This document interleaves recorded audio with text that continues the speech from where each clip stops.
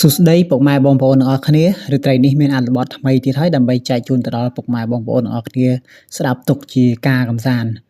ដោយសាច់រឿងរបស់យើងហ្នឹងដូចបានតែដាក់នៅក្នុងចំណងជើងខាងលើអញ្ចឹងគឺសម្លេងយំពីបាតឥណ្ឌូដោយកាលពីដើមឡើយហ្នឹងមានភូមិតូចមួយរស់នៅដាច់ស្រយាលពីគេហើយភូមិមួយហ្នឹងមានប្រជាជនរស់នៅក៏មិនច្រើនអីប្រហែលដែរហើយប្រជាជននៅក្នុងតំបន់ហ្នឹងបានចោទទៅលើនារីម្នាក់ថានារីម្នាក់ហ្នឹងដាក់បណ្ដាសានារីម្នាក់ហ្នឹងនាំចង្រៃនាំគ្រោះនាំចង្រៃទៅដល់អ្នកភូមិអញ្ចឹងក៏បានចាប់ធ្វើបាបនារីម្នាក់ហ្នឹងសម្លាប់ដាក់ទៅក្នុងឥណ្ឌូហើយវិញ្ញាណនារីម្នាក់ហ្នឹងដែលបានស្លាប់ទៅហ្នឹងក៏បានមានគំនុំចងអាឃាតមានកំហឹងធ្វើបាបអ្នកភូមិសម្រាប់អ្នកភូមិស្ទើរតែគ្រប់គ្នាអញ្ចឹងចង់ដឹងថាសាច់រឿងហ្នឹងវាទៅជាយ៉ាងណាហើយហេតុអីបានជាអ្នកភូមិហ្នឹងសម្លាប់នារីម្នាក់ហ្នឹងហេតុអីបានជាអ្នកភូមិចោទនារីម្នាក់ហ្នឹងថាជាអាបថាជាធ្មប់ថាជាអ្នកនាំគ្រោះអ្នកនាំចង្រៃរហូតដល់ការសម្លាប់ជីវិតរបស់នាងអញ្ចឹងចង់ដឹងថាសាច់រឿងទាំងមូលហ្នឹងវាទៅជាយ៉ាងណាសូមមកតាមដានស្ដាប់ជាមួយនឹងអត្ថបទទាំងអស់គ្នា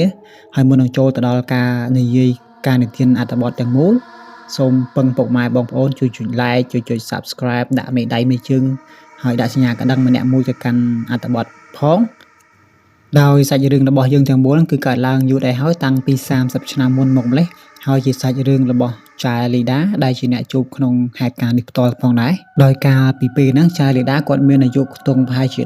17-18ឆ្នាំហើយមកដល់បច្ចុប្បន្នបើគិតពីអាយុរបស់គាត់ខ្ទង់ដូចជាជិត50ឆ្នាំហើយអញ្ចឹងសូមហៅគាត់ថាជាចៅលីដានៅក្នុងសាច់រឿងដើម្បីឲ្យងាយស្រួលស្ដាប់ងាយស្រួលយល់ទាំងអស់គ្នាដោយនៅក្នុងខេត្តមួយហើយខេត្តមួយហ្នឹងមានភូមិតូចមួយមានអ្នកភូមិរស់នៅជាប់នៅនឹងជើងភ្នំមួយហ្នឹងហើយអ្នកភូមិដែលនៅជាប់នឹងជើងភ្នំមួយហ្នឹងក៏មិនទៅច្រើនអីប្រហែលណាស់ណាដែរប៉ុន្តែនៅក្នុងភូមិតូចមួយហ្នឹងនៅចំកណ្ដាលភូមិហ្នឹងមានអណ្ដូងទឹកមួយអណ្ដូងទឹកដែលចាស់មួយនៅចំកណ្ដាលភូមិមួយហ្នឹងហើយសភាពនៃអណ្ដូងទឹកមួយហ្នឹងវាមានលក្ខណៈប្រេះវាស្រាំវាកាន់ស្លែវារលួយវាចង់បាក់បែកពេញហ្នឹងដោយសារតែអណ្ដូងទឹកមួយហ្នឹងគេខានប្រើប្រាស់ឬក៏ទុកចោលយូរឆ្នាំហើយអណ្ដូងទឹកមួយហ្នឹងវាជាប្រភពទឹកតែមួយគត់សម្រាប់អ្នកភូមិដោយសារតែអ្នកភូមិនៅតំបន់ហ្នឹងរស់នៅដាច់ស្រយាលរស់នៅឆ្ងាយពីគេអញ្ចឹងវាពិបាកនៅក្នុងការប្រើប្រាស់ទឹកហើយណាមួយតាំងពី30ឆ្នាំមុនតើតើនឹងការប្រើប្រាស់ទឹកវាមិនដូចសម័យបច្ចុប្បន្នមានទឹកស្អាតមានទឹកអីត្រឹមត្រូវទេអញ្ចឹងអណ្ដូងមួយហ្នឹងគឺជាប្រភពទឹកតែមួយគត់សម្រាប់អ្នកភូមិហើយនៅក្នុងអណ្ដូងទឹកមួយហ្នឹងហើយទឹកដែលនៅក្នុងអណ្ដូងហ្នឹងជាទូទៅគឺដងមកគឺវាពណ៌របស់វាគឺថ្លាដល់យើងមើលធ្លុះពីម្ខាងទៅម្ខាងបានហើយថ្ងៃមួយហ្នឹងនៅពេលដែលអ្នកភូមិគាត់បានដងទឹកហ្នឹងយកមកប្រើប្រាស់ទៅអាទឹកមួយហ្នឹងវាប្រែទៅជាពណ៌ខ្មៅស្អាប់បានន័យថាវាខ្មៅតិចវាលាយពណ៌ខ្មៅអីមួយយ៉ាងវាខ្មៅស្រាលវាមិនមែនខ្មៅក្រាប់មើលអត់ឃើញបានអញ្ចឹងវាពណ៌ខ្មៅចម្លែកខុសពីរដងតែអ្នកភូមិនៅតែប្រើប្រាស់ធម្មតាទៅហើយអាទឹកខ្មៅពណ៌ខ្មៅមួយហ្នឹងនៅក្នុងអណ្ដូងមួយហ្នឹងគឺជាទឹកដែលប្រែពណ៌ចេញពីសាកសពរបស់សារីហើយនៅក្នុងសាច់រឿងហ្នឹងសូមហៅគាត់ថាចៃរីអញ្ចឹងណាដើម្បីឲ្យងាយស្រួលហៅហើយមកដល់ចំណុចហ្នឹងសូមបញ្ជាក់អ្នកទាំងអស់គ្នាហើយដោយហេតុការណ៍ទាំងអស់ហ្នឹងដែលចៅលីដាគាត់ជួបហ្នឹងគឺតាំងពី30ឆ្នាំមុនហើយសាកសពរបស់ចៃរីដែលស្លាប់នៅក្នុងអណ្ដូងហ្នឹងគឺស្លាប់10ឆ្នាំមកហើយអញ្ចឹងន័យថាសាកសពដែលស្លាប់របស់ចៃរីហ្នឹង10ឆ្នាំគាត់ស្លាប់10ឆ្នាំនៅក្នុងអណ្ដូងហ្នឹងហើយអញ្ចឹង10ឆ្នាំក្រោយបានចៅលីដាហ្នឹងគាត់ទៅជួបហេតុការណ៍ទាំងអស់ហ្នឹងហើយចៅលីដាគាត់ក៏បានយករឿងរ៉ាវក៏ដូចជាហេតុការណ៍ដែលគាត់បានជួបនោះប្រាប់មកកាន់ក៏ដូចជាចែករំលែកមកកាន់អត្ថបទនៅ30ឆ្នាំក្រោយអញ្ចឹងមានន័យថាបើយើងរាប់តាំងពីចៃរីនឹងស្លាប់មកដល់បច្ចុប្បន្នគឺវាមានរយៈពេល40ឆ្នាំប៉ុន្តែបើយើងរាប់តាំងពីចៅលីដាដែលគាត់ជួបហេតុការណ៍ទាំងអស់ហ្នឹងមកដល់ឥឡូវហ្នឹងគឺមានរយៈពេល30ឆ្នាំត្រង់នេះដែរសង្ឃឹមថាបងប្អូនទាំងអស់គ្នាស្ដាប់ហើយយល់ទាំងអស់គ្នាឥឡូវយើងចូលមកដល់សាច់រឿងយើងបន្តទៀតដោយកាលហ្នឹងចៅរីគាត់គឺជានារីម្នាក់ដែលមានវ័យប្រហែលជា25ឆ្នាំគាត់គឺជានារីម្នាក់ដែលមានសម្រស់ស្រស់ស្អាតខ្លាំងដូចថាបុរសដែលនៅក្នុងភូមិអ្នកណាឃើញក៏លងអ្នកណាឃើញក៏ចង់បានអ្នកណាឃើញក៏ស្រឡាញ់អញ្ចឹងប៉ុន្តែនៅក្នុងភូមិមួយហ្នឹងចៅរីគាត់រស់នៅតែឯងទេបានន័យថាគាត់រស់នៅម្នាក់ឯងគាត់អត់មានឪពុកម្ដាយឬក៏សាច់ញាតិអីណាហើយនៅក្នុងនឹងដែរចៅរីគាត់គឺជាមនុស្សម្នាក់គឺជានារីម្នាក់ដែលចេះខាងការផ្សំថ្នាំអញ្ចឹងណាហើយនៅសម័យហ្នឹងផ្សំថ្នាំពេលហ្នឹងគឺថ្នាំជាប្រភេទថ្នាំបុរាណដែរជាប្រភេទថ្នាំខ្មែរកាប់ឬនេះឬនោះយកមកផ្សំថ្នាំដើម្បីព្យាបាលទៅកាន់អ្នកភូមិអញ្ចឹងណាហើយចៅរីគាត់ក៏ចេះមុនវិជាការមួយយ៉ាងដើម្បីព្យាបាលដើម្បីមើលទៅកាន់អ្នកភូមិអញ្ចឹងផងដែរដោយថាវិជាដែលចៃរីគាត់ចេះហ្នឹងមិនមែនជាវិជាណាដែលខ្លាំងក្លាគាត់ថាវិជាដែលអាច ជួយអ្នកភូមិបាននៅពេលដែលមានកូនយំយុបលប់ជួយនិយាយរួមទៅអាចជួយអ្នកភូមិបានខ្លះៗអញ្ចឹងណាគាត់មិនមែនជានារីដែលចេះមន្តអាគមវិជាការអីខ្លាំងក្លានោះទេហើយនៅថ្ងៃមួយភូមិមួយហ្នឹងក៏បានជួបគ្រោះរាំងស្ងួតគ្មានទឹកប្រើប្រាស់គ្មានភ្លៀងអញ្ចឹងហើយណាមួយនៅក្នុងអណ្ដូងមួយហ្នឹងក៏ម្ដងមានទឹកម្ដងអត់ទឹកអញ្ចឹងហើយនៅក្នុងភូមិមួយហ្នឹងមិនត្រឹមតែជួបគ្រោះរាំងស្ងួតនោះទេថែមទាំងជួបជំងឺរាតត្បាតថែមទៀតផងដោយនៅក្នុងពេលហ្នឹងអ្នកភូមិខ្លះក៏បាត់បង់ជីវិតអ្នកភូមិខ្លះក៏ឈឺអញ្ចឹងណាហើយនៅពេលហ្នឹងអ្នកភូមិទាំងអស់គ្នាក៏ចេះតែចាប់ផ្ដើមពិភាក្សាចេះតែចាប់ផ្ដើមគិតថារឿងទាំងអស់ហ្នឹងវាកើតឡើងមកពីមូលហេតុអីអញ្ចឹងណាហើយជំងឺរាតត្បាតហ្នឹងដូចជាជំងឺ COVID ដែលយើងបានជួបអញ្ចឹងណាមានអ្នកខ្លះស្លាប់មានអ្នកខ្លះឈឺអ្នកខ្លះនៅរស់អីអញ្ចឹងទៅហើយពេលហ្នឹងអ្នកភូមិចាប់ផ្ដើមគិតចាប់ផ្ដើមរកវិធីសាស្ត្រដើម្បីទប់ស្កាត់ដើម្បីបង្ការដើម្បីកុំឲ្យមានអ្នកណាស្លាប់អីផ្សេងជាបន្តទៀតអញ្ចឹងណានៅពេលហ្នឹងពួកគាត់ក៏គិតទៅដល់រឿងមួយគឺចារីដោយគាត់មើលឃើញនៅក្នុងភូមិមួយហ្នឹងមានតែចារីទេរស់នៅខុសប្លែកពីគេហើយមានតែចារីទេដែលចេះមន្តវិជាការដែលចេះវិធីសាស្ត្រផ្សំថ្នាំចេះអីផ្សេងអញ្ចឹងនិយាយរួមទៅចារីហ្នឹងគឺខុសគេអញ្ចឹងទើបធ្វើឲ្យអ្នកភូមិហ្នឹងគាត់សង្ស័យគាត់ថាចារីហ្នឹងធ្វើពិធីអីផ្សេងដើម្បីឲ្យអ្នកភូមិហ្នឹងឈឺហើយណាមួយនៅពេលដែលអ្នកភូមិដងទឹកនៅក្នុងអណ្ដូងហ្នឹងមកផឹកមកបរិភោគមកប្រើប្រាស់អញ្ចឹងទៅគឺអ្នកភូមិចាប់ផ្ដើមឈឺអ្នកខ្លះចាប់ផ្ដើមបាត់បង់ជីវិតដែរអញ្ចឹងទើបធ្វើឲ្យអ្នកភូមិទាំងមូលហ្នឹងចោទមកកាន់ចារីថាចារីហ្នឹងគឺជាធ្មប់ចារីហ្នឹងធ្វើអំពើចារីដាក់បណ្ដាសាអីផ្សេងនៅក្នុងអណ្ដូងទើបធ្វើឲ្យអ្នកភូមិហ្នឹងមានជំងឺអាសន្នរោគមានមហន្តរាយអីផ្សេងអញ្ចឹងទៅ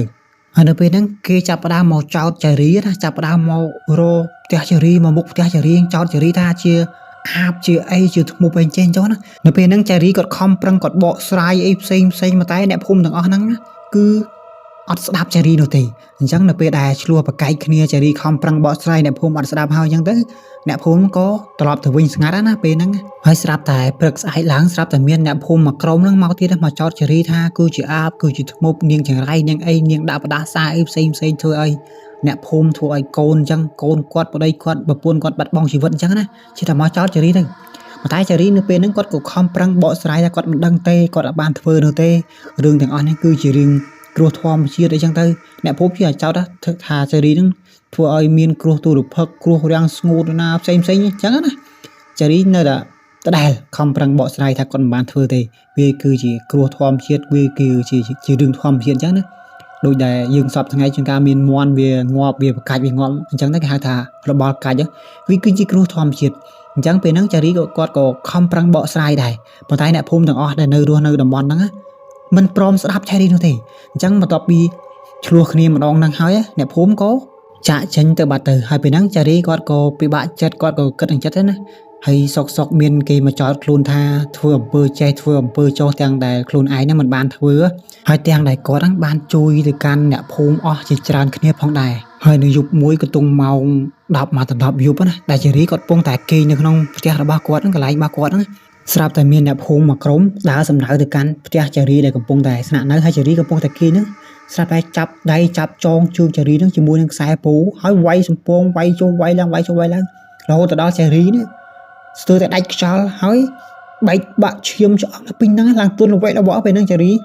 បន្ទាប់មកអ្នកភូមិហ្នឹងក៏យកចារីហ្នឹងបោះទៅក្នុងអណ្ដូងហើយបន្ទាប់ពីបោះហើយដើរចេញប្រហែលជាប្រមាណជាហ៊ានស្រាប់តែឮសំឡេងមួយឮឡើងថាខ្ញុំនឹងត្រឡប់មកវិញប៉ុន្តែអាសំឡេងហ្នឹងគឺសំឡេងឮតិចខ្សឹបខ្សៀវណាពេលហ្នឹងអ្នកភូមិឮសំឡេងហ្នឹងហើយក៏មិនបានចាប់អារម្មណ៍អីដែរហើយក៏ដើរចេញពីអណ្ដូងហ្នឹងបាត់ទៅពេលស្ដាប់ហើយវាដូចជាខូខើដល់ណាវាយគ្នាហើយចាប់គ្នាបោះទៅក្នុងអណ្ដូងមើលទៅអំពើហ្នឹងវាអាក្រក់ខ្លាំងណាប៉ុន្តែถึงមិនជាកំហឹងរបស់អ្នកភូមិដែលខឹងហើយទប់មិនឈ្នះណាពេលទប់មិនឈ្នះរហូតដល់ការសម្លាប់ជីវិតអញ្ចឹងទៅតាំងពីនោះមកគេតែងតែឮសំឡេងដែលយំចេញពីបាតអណ្ដូងសំឡេងដែលខ្សឹបឡើងថា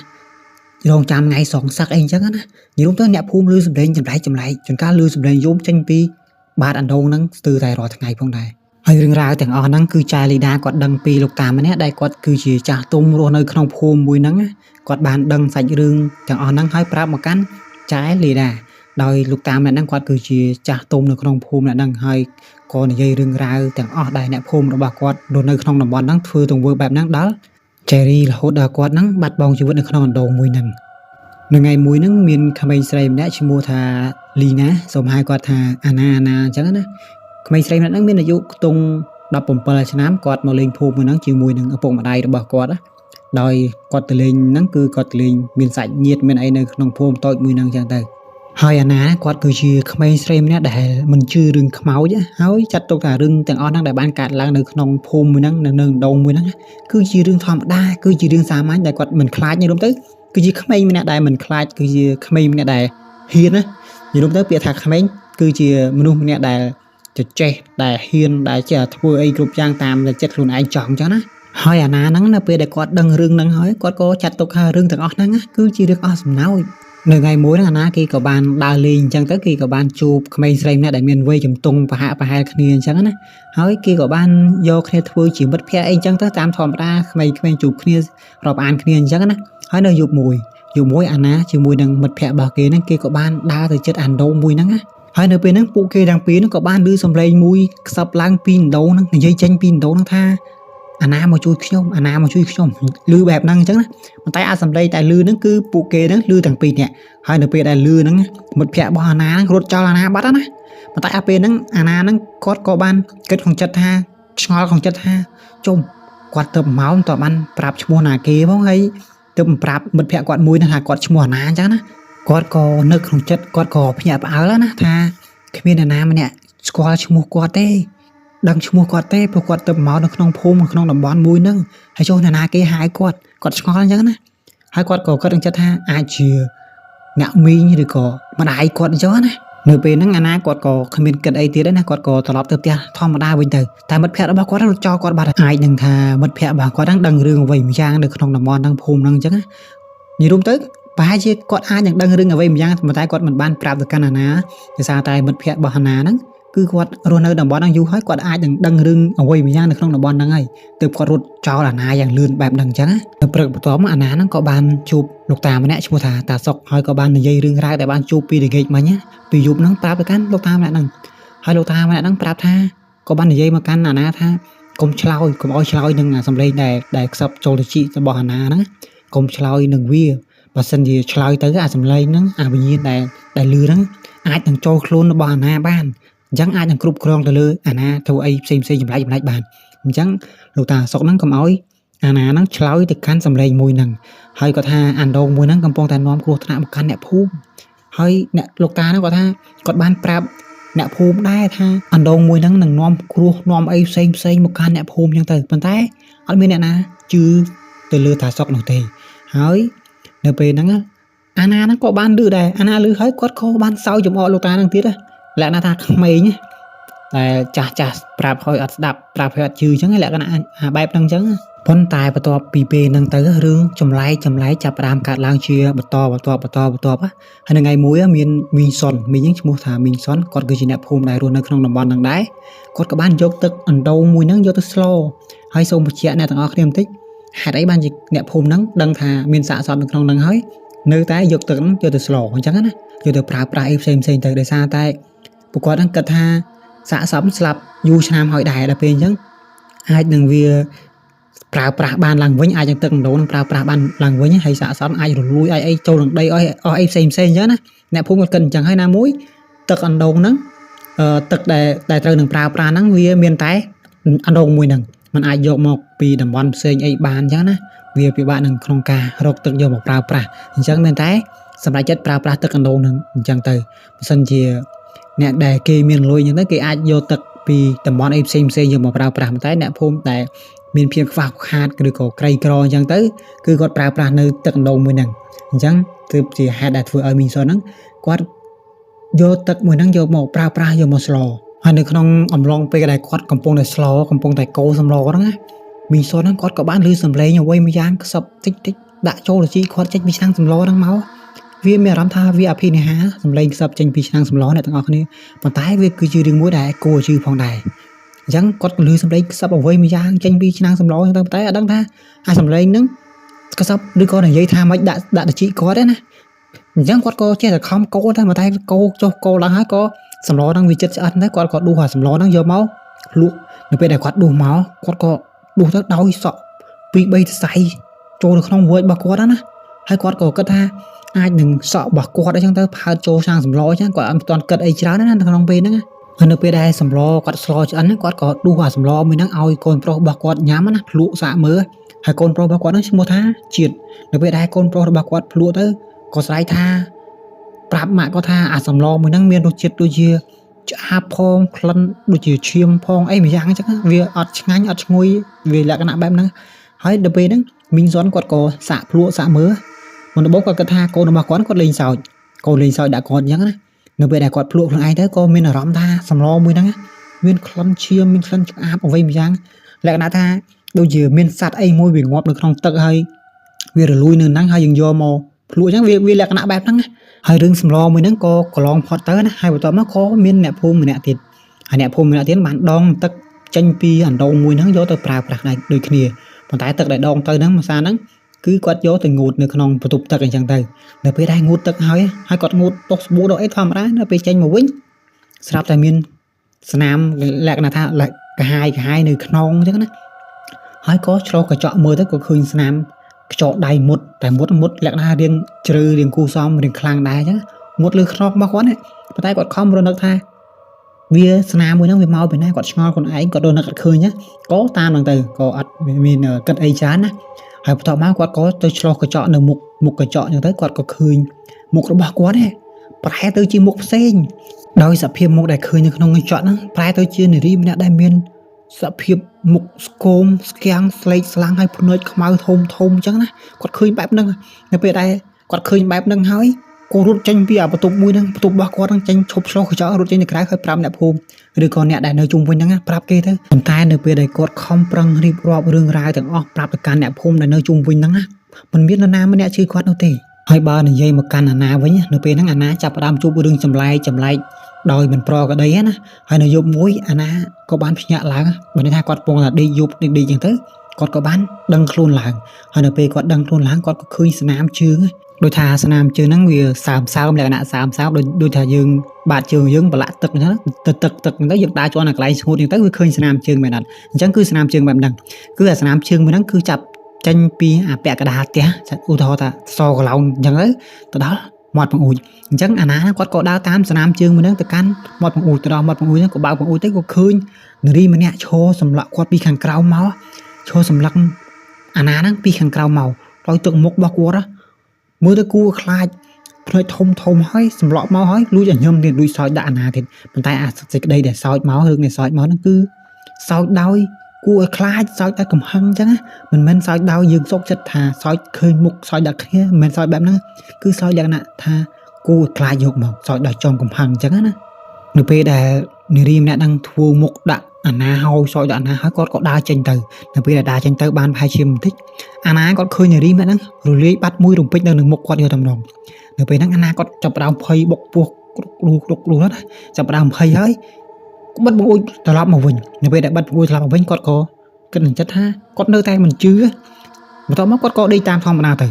ហើយនៅថ្ងៃបន្ទាប់អាណាគាត់ក៏បានយកទូរស័ព្ទទៅថតនៅអាដងមួយហ្នឹងលក្ខណៈថាគាត់ចង់ដឹងអញ្ចឹងណាយកទូរស័ព្ទទៅថតឡើងទៅបន្ទាប់មកគាត់ក៏មើលវីដេអូនៅក្នុងទូរស័ព្ទរបស់គាត់ទៅគាត់ក៏ឃើញស្ត្រីម្នាក់លូនចេញពីអាដងមួយហ្នឹងណានៅពេលដែលលូនចេញពីដងសភាពលក្ខណៈយើងលូនដូចមនុស្សអត់ឆ្អឹងអញ្ចឹងណាបើយើងស្ដាប់ពីខាងដើមមកគេមិនវាយមែនអត់គេមិនវាយអាណាហ្នឹងឡងបាក់ឆ្អឹងបាក់អីអស់អញ្ចឹងណាអញ្ចឹងធ្វើឲ្យសភាពនៃសាកសពរបស់គាត់គឺទន់បែបហ្នឹងអញ្ចឹងគាត់វាមកគឺលក្ខណៈថាមនុស្សអត់ឆ្អឹងអញ្ចឹងណាមើលទៅដូចមនុស្សដែលវាចេញមកឡងស្គមស្គាំងភ្នែកធំហើយអណ្ដាតដែលលឿនចេញមកឡើងវែងហើយនៅពេលហ្នឹងអាណាហ្នឹងគាត់ក៏សម្លឹងមើលដែលជុំវិញគាត់ជុំវិញអណ្ដូងទឹកមួយហ្នឹងអត់មាននរណាម្នាក់នោះទេហើយស្រាប់តែលឺសំឡេងវិញយ៉ាងសោចចាលក្ខណៈមនុស្សជាច្រើនសោចជុំគ្នាអញ្ចឹងសោចទាំងអស់គ្នាអញ្ចឹងណាចាប់ស្រាប់តែលឺសំឡេងសោចអញ្ចឹងមកតមកអាណាក៏សម្លឹងជើងសម្លឹងត្បូងសម្លឹងដៃសម្លឹងកើតក៏រត់ត្រឡប់មកវិញប៉ុន្តែនៅពេលដែលអាណាហ្នឹងរត់ត្រឡប់មកវិញស្រាប់តែលឺសំឡេងមួយយ៉ាងលឺចូលជារបស់អាណាថាឯងផឹកទឹកអញលក្ខណៈបែបហ្នឹងដោយថាអាណានៅពេលដែលគាត់មកលេងសាច់ញាតិរបស់គាត់នៅក្នុងភូមិមួយហ្នឹងហើយសាច់ញាតិរបស់គាត់ហ្នឹងមិនយកទឹកដណ្ដូងហ្នឹងយកមកប្រើប្រាស់មែនអត់អញ្ចឹងនៅពេលដែលយកទឹកដណ្ដូងយកមកប្រើប្រាស់ច្បាស់ជាយកទឹកទាំងអស់ហ្នឹងទៅឲ្យម្ដាយឪពុករបស់អាណាហើយនឹងអាណាផឹកហើយមែនអត់នៅពេលដែលគាត់ផឹកទៅអាខ្មោចមួយហ្នឹងវាដឹងនៅពេលដែលវាដឹងវាក៏និយាយថាឯងផឹកទឹកអញហើយបន្ទាប់ពីហ្នឹងអ្នកភូមិនៅក្នុងភូមិហ្នឹងចាប់ផ្ដើមជួបគ្រោះថ្នាក់បន្តណាហើយថ្ងៃមួយហ្នឹងសុជាតិដែលជាកូនមីងសុនហើយ មីងសុនឲ្យឆ្លក់សម្លលើកមុនហ្នឹងហើយថាសម្លហ្នឹងមានក្លិនឈាមហ្នឹងសុជាតិហ្នឹង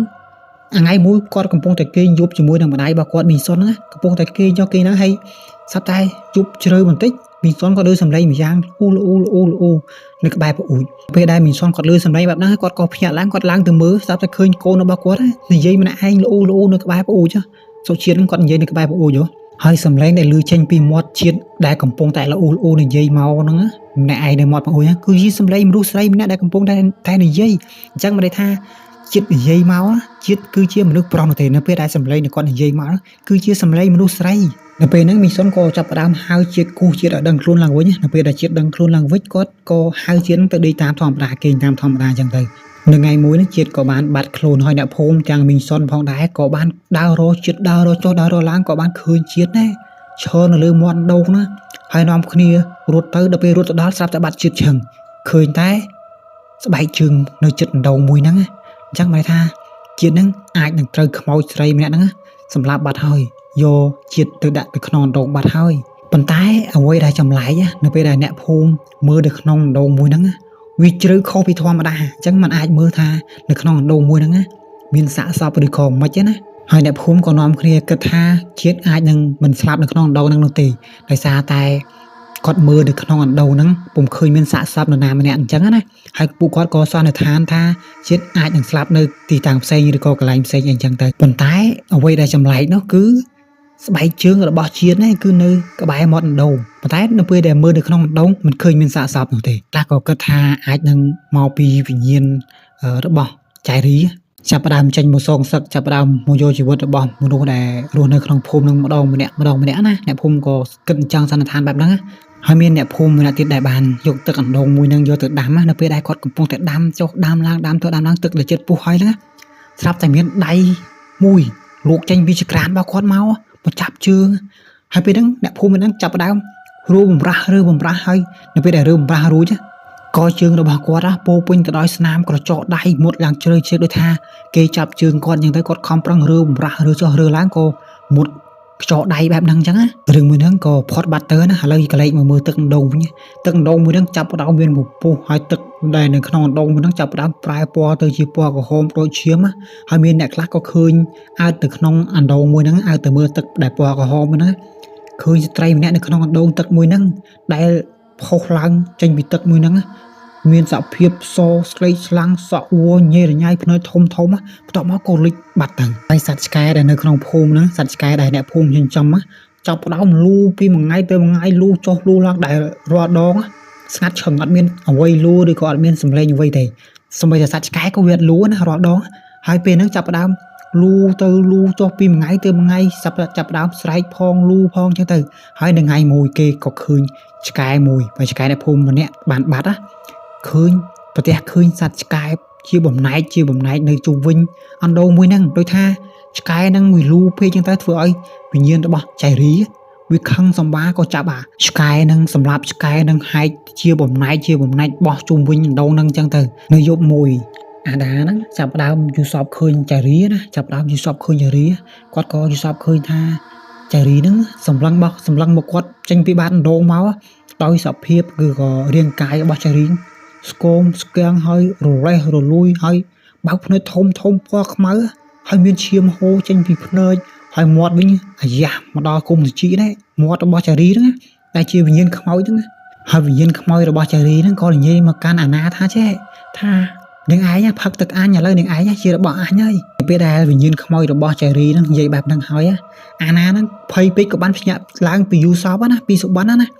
នៅពេលដែលភ្ញាក់ឡើងដឹងខ្លួនឡើងពីសុបិនណាដឹងថាអាណានៅណាអត់អាណាហ្នឹងឈរនៅមាត់អណ្ដូងឈរនៅលើមាត់អណ្ដូងនេះដោយអាណាហ្នឹងមិនដឹងខ្លួនឯងថាដើរមកតាំងពីពេលណាណាហើយពេលហ្នឹងអាណាចាប់ផ្ដើមស្រែកយំទៅហូយំមកពេញហ្នឹងហើយក៏រត់ស្ទុះត្រឡប់ទៅផ្ទះវិញប៉ុន្តែសំឡេងរបស់ចៃរីនេះដែលនិយាយថានាងឯងផឹកទឹកអញនាងឯងជារបស់អញនៅពេញខួរក្បាលរបស់អាណាហ្នឹងហើយត្រង់ហ្នឹងបើតាមអ្វីដែលខ្ញុំគិតគឺអ្នកណាដែលផឹកទឹកអណ្ដូងហ្នឹងអ្នកហ្នឹងត្រូវតែបាត់បង់ជីវិតអ្នកហ្នឹងត្រូវតែស្លាប់បាត់បង់ជីវិតដោយស្នាដៃរបស់ចៃរីនៅពេលហ្នឹងអ្នកភូមិចាប់ផ្ដើមបាត់ខ្លួនច្រើនគ្នាណាចាប់ផ្ដើមបាត់ម្នាក់ម្ដងកាន់តែច្រើនទៅណាហើយនៅលើផ្ទះអ្នកដែល ប្រើប្រាស់ទឹកអណ្ដូងមួយហ្នឹងចាប់ផ្ដើមឃើញស្នាមកញ្ចក់ឃើញស្នាមឈាមជាប់នៅលើជញ្ជាំងណាដូចថាអ្នកដែលបានប្រើប្រាស់ទឹកអណ្ដូងមួយហ្នឹងចាប់ផ្ដើមឃើញស្នាមកញ្ចក់ស្នាមអីនៅលើជញ្ជាំងទៅហើយបើយើងមកមើលអាណាវិញអាណាចាប់ផ្ដើមឃើញស្រមោលចារីណាដែលនៅលើជញ្ជាំងនៅលើអីផ្សេងហ្នឹងណាអាណាចាប់ផ្ដើមឃើញវិញ្ញាណរបស់ចៃរីណាហើយនៅបន្តិចក្រោយមកអាណាចាប់ផ្ដើមដូចថាមាននរណាម្នាក់ចាប់ផ្ដើមអូសនាងថយក្រោយឲ្យដើរទៅកន្លែងអណ្ដូងទឹកមួយហ្នឹងដូចថាអាណាចាប់ផ្ដើមដើរទៅដោយមិនដឹងខ្លួនថាទប់ខ្លួនឯងពជាខ្លួនឯងអត់បានចាប់ផ្ដើមដើរទៅរកអណ្ដូងទឹកមួយហ្នឹងនៅពេលដែលដើរទៅដល់លែងដូចយូសបណាចាប់ផ្ដើមឃើញរូបរាងកាយរបស់ចៃរីហ្នឹងពិតស្រស់យកតែម្ដងដោយមាត់នេះឡែកដល់គុំជីឲ្យមានឈាមហូរតាមភ្នែកហើយបើកភ្នែកខ្មៅធំសក់ជាប់ស្លែជាប់អីរញ៉េរញ៉ៃពីហ្នឹងគឺថាគាត់នៅក្នុងអណ្ដូងហ្នឹងមានស្លែមានអីហ្នឹងជាប់និយាយរួមទៅគាត់ឃើញស្រស់ពិតពេញភ្នែកយកតែម្ដងពេលហ្នឹងវិញ្ញាណខ្មោចរបស់ចៃរីហ្នឹងចាប់ដៃរបស់អាណានេះហើយបាននិយាយថាគាត់នឹងយកភូមិមួយហ្នឹងទៅជាមួយហើយដីដែលនៅជុំវិញអណ្ដូងហ្នឹងចាប់ផ្ដើមប្រេះមិនដឹងណាហើយស្រាប់តែឮសំឡេងធ្ងោដូចថាសំឡេងជាច្រើនចេញពីអណ្ដូងមួយហ្នឹងដូចថាសំឡេងមិនមែនគឺជាសំឡេងតែមួយគឺជាសំឡេងច្រើនឬក៏វិញ្ញាណច្រើនដែលស្រែកចេញពីអណ្ដូងហ្នឹងមកហើយព្រឹកឡើងអាណាចាប់ផ្ដើមបាត់ខ្លួនណាអ្នកភូមិក៏ដូចជាឪពុកម្ដាយរបស់នាងឆោឡោដើររកអាណាពេញភូមិអត់ឃើញណាប៉ុន្តែដើររកចុះដើររកឡើងក៏ឃើញស្បែកជើងទ្នាប់ជើងរបស់អាណានេះនៅមាត់អណ្ដូងប៉ុន្តែអើទៅក្នុងអណ្ដូងបែរជាមិនឃើញសាកសពរបស់អាណានោះទេប៉ុន្តែស្រាប់តែបន្តិចក្រោយមកគេក៏ឮសំឡេងរបស់អាណាចេញពីអណ្ដូងដោយសំឡេងដែលចេញពីអណ្ដូងហ្នឹងមាន2សំឡេងទី1គឺជាសំឡេងរបស់ចៃរីហើយទី2គឺជាសំឡេងរបស់អាណាអញ្ចឹងគេអាចកត់សម្គាល់ថាអាណានេះអាចស្លាប់នៅក្នុងអណ្ដូងហ្នឹងហើយអាចត្រូវវិញ្ញាណរបស់ចៃរីនេះយកអាណាហ្នឹងមកសម្លាប់នៅក្នុងអណ្ដូងមួយហ្នឹងហើយនឹងអ្នកភូមិមួយហ្នឹងក៏ចាប់ផ្ដើមស្លន់ស្លោភ័យជាន់គ្នាណាដោយសារតែអាណាហ្នឹងគ្នាទៅមកនៅភូមិហ្នឹងទៅគេហៅថាអ្នកចម្ងាយដែលទៅមកស្នាក់នៅក្នុងភូមិហ្នឹងមកលេងនៅក្នុងភូមិហ្នឹងហើយបាត់បង់ជីវិតចាប់ផ្ដើមភ័យស្លន់ស្លោហើយណាមួយមានវិញ្ញាណខ្មោចតែស្លាប់នៅក្នុងកណ្ដូងមួយហ្នឹងជាច្រើនណាអញ្ចឹងអ្នកភូមិក៏ចាប់ផ្ដើមភ័យណាហើយនៅពេលហ្នឹងតាសុកគាត់ក៏បានទៅអញ្ជើញលោកគ្រូម្នាក់ដែលមកពីភូមិឆ្ងាយដោយលោកគ្រូម្នាក់ហ្នឹងឈ្មោះថាលោកគ្រូវ៉ាន់គឺគាត់មកជាមួយនឹងមានដូចជាអំបោះវត្តសីមាអីចឹងទៅហើយនឹងទឹកមួនរបស់គាត់នឹងកំបិតចាស់គេថាកំបិតបុរាណប៉ុន្តែកំបិតមួយហ្នឹងគឺជាកំបិតដែលបញ្ចុះយន់បញ្ចុះមន្តអាគមអ្វីមួយយ៉ាងនៅក្នុងកំបិតហ្នឹងដោយសារតែនៅក្នុងកំបិតហ្នឹងនៅលើកំបិតហ្នឹងមានចាអ្វីមួយយ៉ាងពេញកំបិតហ្នឹងនៅពេលដែលលោកគ្រូវ៉ាន់គាត់មកដល់គាត់ក៏បានពាត់សេវាជុំវិញអណ្ដូងហ្នឹងហើយក៏ធ្វើពិធីអីផ្សេងឬក៏សូត្រមន្តអាគមអ្វីមួយយ៉ាងរបស់គាត់ណានៅពេលហ្នឹងភ្លាមហ្នឹងចាប់ផ្ដើមមានខ្យល់បក់មកខ្លាំងឡើងហើយស្រាប់តែឮសំឡេងរបស់ចៃរីនេះស្រែកចេញពីអណ្ដូងហ្នឹងលក្ខណៈស្រែកកំហកស្រែកដោយចងកំហឹងស្រែកដោយចងអាឃាតស្រែកខ្លាំងចេញពីអណ្ដូងមួយហ្នឹងហើយនៅពេលហ្នឹងដូចមានវិញ្ញាណអ្វីមួយយ៉ាងដែលចេញពីអណ្ដូងមួយហ្នឹងប៉ុន្តែវិញ្ញាណហ្នឹងមិនមែនជាវិញ្ញាណរបស់ចៃរីនោះទេគឺជាវិញ្ញាណដែលច្រើនរាប់សិបវិញ្ញាណចេញពីអណ្ដូងមួយហ្នឹងមកចាប់មកล้อมព័ទ្ធអ្នកភូមិដោយសារតែវិញ្ញាណទាំងអស់ហ្នឹងគឺជាវិញ្ញាណអ្នកភូមិហើយវិញ្ញាណហ្នឹងត្រូវបានចៃរីនេះដែលជាអ្នកសម្លាប់ហើយគ្រប់គ្រងវិញ្ញាណទាំងអស់ហ្នឹងឲ្យមកសម្រាប់អ្នកភូមិជាបន្តអញ្ចឹងន័យថាវិញ្ញាណទាំងអស់ហ្នឹងគឺជាកូនចៅរបស់ចៃរីនឹងវិញ្ញាណទាំងអស់ហ្នឹងព្យាយាមចាប់អ្នកភូមិតែចាប់បានតែដោយសារតែមានលោកគ្រូវ៉ាន់នៅចិត្តហ្នឹងហើយលោកគ្រូវ៉ាន់ហ្នឹងគាត់ក៏ប្រើអាកបិតរបស់គាត់ហ្នឹងយកអាកបិតរបស់គាត់យកទៅដោតចូលនៅក្នុងដីហើយគេប្រោះទឹកមន្តអាគមរបស់គាត់ជុំវិញហ្នឹងទៅបន្ទាប់មកគាត់ក៏ធ្វើពិធីអ្វីមួយយ៉ាងដែលយើងមិនដឹងណាយើងគឺជាទំនៀមទម្លាប់របស់គ្រូដែលជាគ្រូចាប់ខ្មោចអញ្ចឹងណាពេលដែលលោកគ្រូវ៉ាន់គាត់យកអាកំបិតរបស់គាត់ដោតចូលដីហើយប្រោះទឹកមុនរបស់គាត់ជុំវិញហ្នឹងក៏ធ្វើឲ្យវិញ្ញាណរបស់ចារីនេះខ្មោចរបស់ចារីនេះបង្ហាញខ្លួនឡើងពេញលេញយកទៅមកហើយសាកសពឬក៏សភាពដែលចារីបង្ហាញខ្លួនវាមើលទៅគួរឲ្យខ្លាចសាកសពរលេះរលួយដៃជើងទន់ល្មើយដូចនេះចឹងណាមនុស្សគ្មានឆ្អឹងនៅក្នុងខ្លួនចឹងនិយាយរួមទៅដូចទន់ល្មើយអញ្ចឹងណាហើយមុខមាត់បាក់បែកគួរឲ្យខ្លាចសម្លឹងមកកាន់លោកគ្រូវ៉ាន់ណាហើយក៏និយាយមកកាន់លោកគ្រូវ៉ាន់ថានាងអត់ទៅណាណាអ្នកភូមិហ្នឹងសមនឹងស្លាប់ដោយសារតែអ្នកភូមិហ្នឹងសម្លាប់គាត់ទាំងដែលគាត់នេះគ្មានកំហុសផងនៅពេលដែលគាត់ស្លាប់អញ្ចឹងអ្នកដែលនៅតំបន់ហ្នឹងអ្នកដែលរស់នៅក្នុងភូមិមួយហ្នឹងចារីហ្នឹងនឹងយកវិញ្ញាណនឹងសម្លាប់ ឲ្យដាច់ពូជសម្រាប់ឲ្យអស់យកតែម្ដងអានេះជាអ្វីដែលចារីទេវិញ្ញាណខ្មោចរបស់ចារីនិយាយមកកាន់គ្រូវ៉ាន់ណានេះគឺជាអ្វីដែលគាត់តំណាក់តំណងគ្នាតាមរយៈអ្វីមួយយ៉ាងយើងអត់ដឹងតាមរយៈគ្រូខ្មោចយើងនិយាយជាមួយខ្មោចចឹងយើងអត់ដឹងណាបន្ទាប់ពីហ្នឹងលោកគ្រូវ៉ាន់គាត់ក៏មិនបានតបតអីទៅវិញ្ញាណខ្មោចរបស់ចារីនឹងវិញទេណាវ៉ាន់គាត់ក៏បានប្រើខ្សែសីមារបស់គាត់ចងវិញ្ញាណខ្មោចរបស់ចារីនោះធ្លាក់ទៅក្នុងអណ្ដូងវិញឲ្យចូលទៅក្នុងអណ្ដូងវិញរួចក៏ឲ្យអ្នកភូមិនោះយកដុំថ្មមកដុំធំហ្នឹងស្កត់នៅពីលើអណ្ដូងមួយហ្នឹងប៉ុន្តែមុនពេលដែលយកដុំថ្មស្កត់ទៅលើមាត់អណ្ដូងមួយហ្នឹងណាស្រាប់តែលឺសំឡេងអ្វីម្យ៉ាងស្រែកថាជួយខ្ញុំហើយសំឡេងមួយហ្នឹងអាចជាសំឡេងរបស់អាណាជាអ្នកស្រែកចេញពីក្នុងអណ្ដូងមួយហ្នឹងហើយអ្នកភូមិក៏មិនបានចាប់អារម្មណ៍អ្វីម្យ៉ាងទេហើយក៏យកដុំថ្មហ្នឹងស្កត់ទៅលើមាត់អណ្ដូងហ្នឹងទៅធ្វើទៅតាមអ្វីដែលលោកគ្រូវ៉ាន់បានប្រាប់អញ្ចឹងណាហើយនៅពេលហ្នឹងលោកគ្រូវ៉ាន់គាត់ក៏បានដើរចេញទៅវិញណាហើយបន្ទាប់ពីធ្វើពិធីចប់ហើយលោកគ្រូវ៉ាន់គាត់ក៏ដើរចាក់ចេញពីភូមិហ្នឹងទៅវិញទៅហើយនៅពេលដែលមុនពេលដែលគាត់ចាក់ចេញពីភូមិហ្នឹងទៅលោកគ្រូវ៉ាន់គាត់ក៏បានបន្សល់នៅប្រយោគឬក៏ពាក្យមួយថាវាមិនទាន់ចប់នោះទេគាត់និយាយបែបហ្នឹងប៉ុន្តែអ្នកភូមិឆ្ងល់នៅពេលដែលគាត់និយាយបែបហ្នឹងហើយអ្នកភូមិនៅតែឆ្ងល់ថាហេតុអីបានជាលោកគ្រូហ្នឹងនិយាយចឹងបន្ទាប់មកលោកគ្រូហ្នឹងគាត់ក៏បានបកស្រាយថា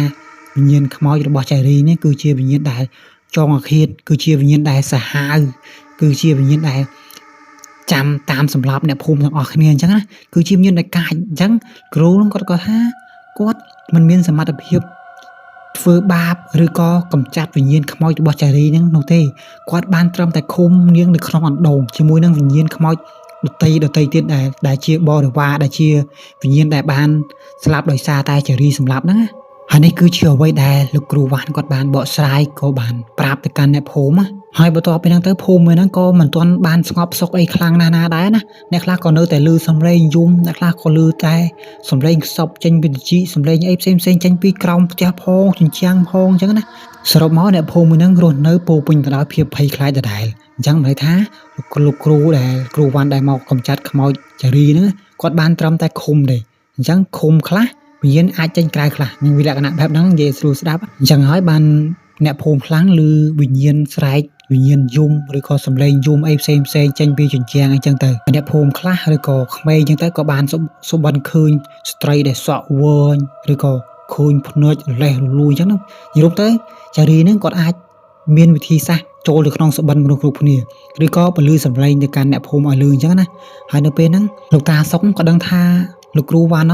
គាត់បានត្រឹមតែរារាំងវិញ្ញាណរបស់សារីមកដល់អាសន្នណាចាយសារីមកដល់អាសន្នណាប៉ុន្តែគាត់មិនអាចបំផ្លាញវិញ្ញាណរបស់ចារីហ្នឹងទាំងស្រុងនោះទេហើយគាត់ក៏បានទៅរកឬក៏អញ្ជើញលោកគ្រូម្នាក់ផ្សេងទៀតណាដែលមានវិជ្ជាមុនវិជ្ជាការខ្លាំងជាងលោកគ្រូវ៉ាន់អីចឹងណាដើម្បីយកមកកម្ចាត់វិញ្ញាណរបស់ចារីអីចឹងទៅបន្ទាប់ពីហ្នឹងលោកតាសុកគាត់ក៏បានទៅអញ្ជើញលោកគ្រូម្នាក់ទៅរកលោកគ្រូម្នាក់ឈ្មោះថាលោកគ្រូឌីដែលលោកគ្រូដេងគឺជាលោកគ្រូម្នាក់ដែលមានមុនវិជ្ជាការខ្លាំងក្លាខាងផ្នែកកម្ចាត់វិញ្ញាណខ្មោចឬក៏អាបធ្មប់អីផ្សេងនិយាយរួមទៅលោកគ្រូឌីហ្នឹងគាត់គឺជាលោកគ្រូដែលខ្លាំងម្នាក់គាត់គឺជាគ្រូដែលខ្លាំងជាងលោកគ្រូវ៉ាន់អញ្ចឹងណាហើយនៅពេលដែលលោកគ្រូឌីហ្នឹងគាត់មកហ្នឹងគាត់ក៏មានយកកំបិតអ្វីមួយយ៉ាងមកតាមគាត់ដែលកំបិតមួយហ្នឹងគឺចាយ័ន្តចាអក្សរអីផ្សេងនៅពេញហ្នឹងហើយមួយទៀតគឺគាត់មានអំបោះសីមាដែលអំបោះសីមាធ្វើពីសរសៃឈើពិសេសអ្វីមួយយ៉ាងអញ្ចឹងយើងអត់ដឹងណាសម្រាប់លោកគ្រូឌីហ្នឹងប៉ុន្តែអ្វីដែលពិសេសហ្នឹងគឺគាត់មានអ្វីមួយយ៉ាងសម្រាប់ចាប់វិញ្ញាណខ្មោចដូចថាថោអ្វីមួយយ៉ាងដែលធ្វើពីឆ្អឹងខ្មោចណាឆ្លាក់ចេញពីឆ្អឹងខ្មោចសម្រាប់ចាប់វិញ្ញាណខ្មោចអីចឹងទៅអាហ្នឹងអ្វីដែលលោកគ្រូឌីគាត់យកមកជាមួយគាត់អញ្ចឹងប៉ុន្តែបើយើងមើលទៅលោកគ្រូម្នាក់ហ្នឹងគាត់ដូចជាលោកគ្រូម្នាក់ដែលដឹងគ្រប់យ៉ាងដូចជាចាំងអញ្ចឹងណាត្រាស់ដឹងគ្រប់យ៉ាងនៅពេលដែលលោកគ្រូឌីគាត់មកដល់អាដងទឹកមួយហ្នឹងមកដល់ភូមិមួយហ្នឹងហើយមកកាន់ដងទឹកហ្នឹងគាត់ក៏សម្លឹងទៅកាន់ដងទឹកមួយហ្នឹងហើយក៏ឃើញដងហ្នឹងដាក់ថ្មទៅលើមែនអត់ដោយសារតែលោកគ្រូវ៉ាន់ក៏ដាក់ថ្មទៅលើឲ្យអ្នកភូមិដាក់ថ្មទៅលើនៅពេលដែលគាត់ចុះមកក្រាបវិញ្ញាណសារីចារីនៅពេលដែលគាត់សម្លឹងហើយគាត់ឃើញហើយគាត់ក៏និយាយថាវិញ្ញាណចារីនេះគឺជាវិញ្ញាណដែលកាចសាហាវវិញ្ញាណដែលមានកំហឹងវិញ្ញាណដែលចង់អាឃាតហើយវិញ្ញាណរបស់ចារីហ្នឹងคล้ายទៅជាអរិយនៅក្នុងអណ្ដូងហ្នឹងហើយបានន័យថាវិញ្ញាណរបស់ចារីហ្នឹងคล้ายទៅជាម្ចាស់ទឹកម្ចាស់ដីអ្នកដែលចាំដងហ្នឹងហើយលោកគ្រូឌីគាត់ក៏បាននិយាយទៀតថាលោកគ្រូវ៉ាន់ដែលមកប្រក្រាបតបងហ្នឹងគាត់បានត្រឹមតែឃុំខាំងវិញ្ញាណហ្នឹងឬក៏សង្កត់វិញ្ញាណរបស់ចារីហ្នឹងបានតែមួយរយៈពេលនោះទេមិនអាចបំបែកឬក៏ធ្វើអ្វីបានទៅលើវិញ្ញាណរបស់ចារីហ្នឹងទេអញ្ចឹងគាត់ក៏បានប្រាប់ទៅកាន់អ្នកភូមិឲ្យរៀបចំ ឬក៏ប្រមូលផ្ដុំគ្នាដើម្បីធ្វើពិធីកម្ចាត់វិញ្ញាណរបស់ចារីនឹងឡើងទៅពេលហ្នឹងលោកគ្រូឌីគាត់ចាប់ផ្ដើមធ្វើពិធីរបស់គាត់ណាលោកគ្រូឌីគាត់ចាប់ផ្ដើមពាត់សីមាជុំវិញអ្នកភូមិហ្នឹងដើម្បីកុំឲ្យអ្នកភូមិចេញពីរង្វង់ដែលគាត់ពាត់សីមាហ្នឹងហើយគាត់ក៏ប្រើអំបិលហើយនឹងផេះអ្វីមួយយ៉ាងប៉ុន្តែផេះហ្នឹងមិនមែនជាផេះធម្មតាគឺជាផេះដែលដុតចេញពីឈើអ្វីមួយយ៉ាងណាហើយគាត់ក៏ដាក់ចូលអាធោលក្ខណៈអាធោដែលចាប់វិញ្ញាណខ្មោចណាធោដែលឆ្លាក់ចេញពីឆ្អឹងអ្វីមួយយ៉ាងហ្នឹងចំអាកដាលដុំថ្មមួយហ្នឹងអាដុំថ្មដែលអ្នកភូមិស្កត់ទៅលើដងហ្នឹងណាយកអាធោមួយហ្នឹងដាក់ទៅលើចំកដាលដុំថ្មមួយហ្នឹងហើយពាត់សីមាអំបោះក្រហមជុំវិញរុំជាមួយនឹងដុំថ្មមួយហ្នឹងឯងពេលហ្នឹងលោកគ្រូឌីហ្នឹងក៏ឲ្យអ្នកភូមិហ្នឹងកាន់ធូបម្នាក់មកសរសៃឬក៏សូត្រធម៌សូត្រអ្វីមួយយ៉ាងមន្តអាគមអ្វីមួយយ៉ាងទៅតាមគាត់ណាតាមអ្វីដែលលោកគ្រូឌីគាត់សូត្រអញ្ចឹងបានន័យថាលោកគ្រូឌីគាត់ថាអីអ្នកភូមិគាត់ថានឹងដែរអញ្ចឹងគាត់ក៏ចាប់ផ្ដើមធ្វើពិធីរបស់គាត់ធ្វើចុះធ្វើឡើងអញ្ចឹងទៅក្នុងអំឡុងពេលដែលពួកគាត់កំពុងតែសូត្រអ្វីមួយយ៉ាងហ្នឹងធ្វើពិធីហ្នឹងណាស្រាប់តែមានខ្យល់បក់មកខ្លាំងឡើងហាត់ដីដែលជុំវិញដូងហ្នឹងហើយថ្មដែលនៅលើដូងហ្នឹងចាប់ផ្ដើមញ័រណានៅពេលដែលញ័រហើយស្រាប់តែឮសំឡេងរបស់ចារីនេះខ្មោចរបស់ចារីហ្នឹងណាស្រែកចេញពីដូងកំហុកចេញពីដូងខ្លាំងមកបន្ទាប់ពីហ្នឹងណាថ្មដែលនៅលើដូងចាប់ផ្ដើមប្រេះនៅពេលដែលចាប់ផ្ដើមប្រេះមកស្រាប់តែលេចឡើងនៅវិញ្ញាណរបស់ចារីនេះដោយសភាពក៏ដូចជារូបរាងកាយរបស់ចារីហ្នឹងដូចដើមអញ្ចឹងភ្នែកខ្មៅស្រក់ឈាមមកឡើងលេះលួយហើយទន់ល្មើយពេញហ្នឹងលក្ខណៈបែបហ្នឹងហើយអ្វីដែលពិសេសនោះដៃរបស់វិញ្ញាណខ្មោចចារីហ្នឹងចាប់ផ្ដើមមានកញ្ចក់កោងញរុំទៅដូចជាអរិយបែបហ្នឹងចារីហ្នឹងគាត់คล้ายទៅជាអរិយបែបហ្នឹងអញ្ចឹងបានទៅជាចិញ្ចាំងរបស់អ្នកភូមិចិញ្ចាំងផ្ទះរបស់អ្នកភូមិសម្បូរទៅដោយកញ្ចក់ដៃហើយស្នាមឈាមហ៎អាហ្នឹងដោយសារតែគាត់ហ្នឹងคล้ายទៅជាអរិយកញ្ចក់របស់គាត់ចាប់ដើមដោះវែងអីផ្សេងណាហើយកំឡុងពេលដែលលោកគ្រូឌីកំពុងតែធ្វើពិធីហ្នឹងវិញ្ញាណរបស់ចារីហ្នឹងចាប់ដើមស្រែកថានឹងសម្លាប់អ្នកភូមិឲ្យអស់ណានៅក្នុងភូមិមួយហ្នឹងហើយនៅពេលហ្នឹងនៅពេលដែលស្រែកហើយហ្នឹងចាប់ដើមមានវិញ្ញាណរាប់រយវិញ្ញាណចាប់ដើមផុសឡើងជុំវិញវិញ្ញាណខ្មោចរបស់ចារីនេះវិញ្ញាណខ្មោចរាប់រយវិញ្ញាណហ្នឹងគឺជាវិញ្ញាណរបស់អ្នកភូមិដែលចារីនឹងបានសម្លាប់ហើយនៅក្នុងហ្នឹងក៏មានវិញ្ញាណរបស់អាណាដែរមិនត្រឹមតែអាណាក៏មានវិញ្ញាណរបស់ជាតិដែលជាកូនមីងសុនដែរពេលហ្នឹងលោកគ្រូឌីងគាត់អត់ភ័យគាត់អត់ខ្លាចណាបានន័យថាគាត់គឺជាជើងខ្លាំងខាងកម្ចាត់ខ្មោចព្រៃពិសាចណាគាត់ក៏បានយកអាកំបិតហ្នឹងចាក់ចូលដីដោយលោកគ្រូវ៉ាន់អញ្ចឹងចាក់ចូលដីគាត់សូត្រមន្តវិជាការវេម្យ៉ាងខ្លាំងឡើងប៉ុន្តែមន្តវិជាការរបស់គាត់គឺខ្លាំងជាងលោកគ្រូវ៉ាន់ណាគាត់ក៏សូត្រប្រហែលជាមកសន្ទុះធំអាខ្សែសីមាដែលពាត់ជុំវិញថ្មក៏ដូចជាអាធោសម្រាប់ចាប់វិញ្ញាណខ្មោចហ្នឹងចាប់ផ្ដើមមានពលឺឡើងហើយអាធោហ្នឹងក៏ចាប់ផ្ដើមបឺតវិញ្ញាណរបស់ចារីនេះចូលទៅក្នុងធោហ្នឹងហើយវិញ្ញាណរបស់ចារីហ្នឹងស្រែកខ្លាំងដោយក្តីឈឺចាប់មុនពេលដែលរលាយវិញ្ញាណចេញពីមុខអ្នកភូមិក៏ដូចជាលោកគ្រូឌីហើយនៅពេលដែលលោកគ្រូឌីគាត់ចាប់វិញ្ញាណរបស់ចារីហ្នឹងបានចូលនៅក្នុងធោអាធោឆ្អឹងរបស់គាត់ហើយវិញ្ញាណទាំងឡាយដែលគ្រប់គ្រងទៅដោយចារីគឺត្រូវបានមានសេរីភាពរួមទាំងអាណាដែរនៅក្នុងហ្នឹងក៏មានវិញ្ញាណរបស់អាណាអញ្ចឹងណាតបមកវិញ្ញាណទាំងអស់ហ្នឹងក៏បានហោះឡើងទៅលើមេឃដោយប្រែคล้ายទៅជាពលឺដូចជាផ្កាយដូចជាអីផ្សេងមួយយ៉ាងអញ្ចឹងណាក៏បានបញ្ជាក់ប្រាប់ថាពួកគេបានរួចពីការគ្រប់គ្រងឬក៏ឃុំឃាំងរបស់ចារីហើយអញ្ចឹងបានន័យថាវិញ្ញាណរបស់ពួកគេទាំងឡាយណាក៏អាចនឹងទៅចាប់ជាតិបានដែរដោយសារតែមុនហ្នឹងចារីហ្នឹងជាអ្នកគ្រប់គ្រងឃុំឃាំងវិញ្ញាណរបស់ពួកគេមិនឲ្យទៅណា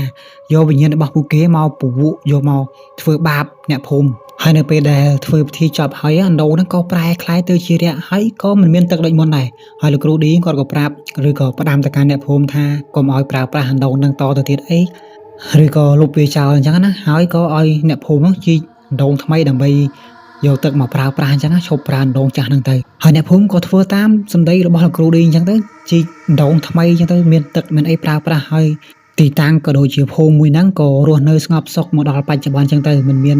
វិញ្ញាណខ្មោចឬក៏អ្វីមួយយ៉ាងមកធ្វើបាបអ្នកភូមិនោះទេហើយទាំងនេះគឺជារឿងរ៉ាវរបស់ចៅលីដាដែលគាត់បានចែករំលែកមកកាន់អត្ថបទខ្មោចនៅពេលដែលបងប្អូនទាំងអស់គ្នាស្ដាប់រឿងនេះហើយបងប្អូនយល់យ៉ាងណាដែរហើយរឿងរ៉ាវទាំងអស់ហ្នឹងវាកើតឡើងដោយសារអ្នកណាគេបើតាមខ្ញុំគិតគឺសាច់រឿងទាំងអស់ហ្នឹងកើតឡើងទៅដោយអ្នកភូមិដោយសារតែអ្នកភូមិហ្នឹងគាត់ខ្វះការពិចារណាគាត់សង្ស័យដោយគ្មានការពិចារណាអញ្ចឹងណាក៏ធ្វើឲ្យមនុស្សម្នាក់ស្លាប់អញ្ចឹងមនុស្សម្នាក់ដែលស្លាប់ហ្នឹងគឺចារីនៅពេលដែលចារីគាត់ស្លាប់ហ្នឹងគាត់ក៏បានមានកំហឹងគាត់ក៏បានចង់អាឃាតចង់សងសឹកទៅកាន់អ្នកភូមិហ្នឹង ដោយសារតែចារីហ្នឹងគាត់គឺជាមនុស្សម្នាក់ដែលល្អរស់នៅក្នុងភូមិគាត់ចេះផ្សំថ្នាំគាត់ចេះមុនវិជាការអីផ្សេងជួយទៅកាន់អ្នកភូមិគ្រប់គ្នាប៉ុន្តែអ្វីដែលគាត់បានតបស្នងពីអ្នកភូមិមកវិញគឺការស្លាប់អ្នកភូមិសម្រាប់គាត់អញ្ចឹងសួរថាទាំងយើងទាំងគេនៅពេលដែលយើងខំធ្វើល្អខំតបស្នងអំពើល្អខំជួយគេអីផ្សេងហើយអ្វីដែលយើងទទួលបានមកវិញគឺបែបហ្នឹងសួរថាយើងឈឺចាប់ទេអញ្ចឹងមុនពេលដែលយើងសម្រេចចិត្តវាយតម្លៃឬក៏ធ្វើអ្វីមួយទៅកាន់នរណាម្នាក់អញ្ចឹងយើងគួរតែមានផុសតាងឬក៏វិភាគឲ្យបានគ្រប់ជ្រុងជ្រោយសិនមុននឹងវាយតម្លៃហើយអ្វីដែលយើងវាយតម្លៃខុសហើយអ្វីដែលទទួលបានគឺវាបែបហ្នឹងឯងហើយនៅពេលដែលយើងវាយតម្លៃខុសយើងទៅធ្វើបាបគេហើយអ្វីដែលយើងទទួលបានគឺវិបដិសារីពេញ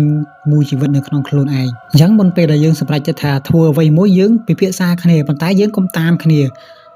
ឬអ្នកខ្លះនិយាយចេះអ្នកខ្លះនិយាយចុះអញ្ចឹងគិតថាអ្នកនេះតំណងសម្ដីនេះតំណងអ្នកនោះតំណងទៅយើងធ្វើតាមគេធ្វើតាមគ្នាក៏សម្រេចចិត្តធ្វើទៅដោយមិនមានផុសតាងច្បាស់លាស់ធ្វើឲ្យបាត់បង់ជីវិតមនុស្សម្នាក់ដោយខាតអំពើអញ្ចឹងណាហើយសួរថានៅពេលដែលបាត់បង់ជីវិតមនុស្សម្នាក់ហើយសួរថាយើងរស់នៅបានក្តីសុខទេគឺអត់ទេទី1អាចនឹងច្បាប់ទី2អាចនឹងវិញ្ញាណឬក៏កម្មតបស្នងនៅថ្ងៃណាមួយតែនៅចំនួនហ្នឹងមិនដឹងថាហើយអ្នកភូមិដែលបានសម្លាប់ចារីហ្នឹងគឺយើងមិនអាចដឹងថាច្បាប់ដាក់ទោសឬក៏មិនទេណាការចំនួនហ្នឹងហើយអ្វីដែលជាមេរៀនឬក៏ការវេតម្លៃឬក៏ការយល់ច្រឡំខុសហ្នឹងវានឹងធ្វើឲ្យមានភាពអយុត្តិធម៌ហើយអាចនឹងបង្កើតនៅភាពគ្រោះថ្នាក់ធំជាងអ្វីដែលបានរំពឹងទុកថែមទៀតផងហើយមកដល់ចំណុចនេះដែរសូមអរគុណទៅដល់ពុកម៉ែបងប្អូនដែលបានតាមដានស្ដាប់រហូតមកដល់ចប់ហើយបើសិនជាមានការបកស្រាយទៅលឺលួសឬក៏ខ្វះខាតត្រង់ចំណុចណាសូមពុកម៉ែបងប្អូនទាំងអស់គ្នាខន្តីអភ័យទោសផងហើយបើសិនជាខ្វះខាតត្រង់ចំណុចណាសូមខមមិនចូលនៅក្នុងវីដេអូខាងក្រោមខ្ញុំនឹងឆ្លើយតបទៅកាន់ខមមិនរបស់ពុកម៉ែបងប្អូនទាំងអស់គ្នាហើយមកដល់ចំណុចហ្នឹងសូមកុំភ្លេចជួយដាក់មេដៃមួយជើងចុច like ចុច subscribe ឬក៏ដាក់សញ្ញាកណ្ដឹងឲ្យអត្ថបទខ្មោចម្នាក់មួយផងហើយជួបគ្នានៅអត្ថបទក្រោយៗទៀតសូមអរគុណសូមជម្រាបលាបាយបាយ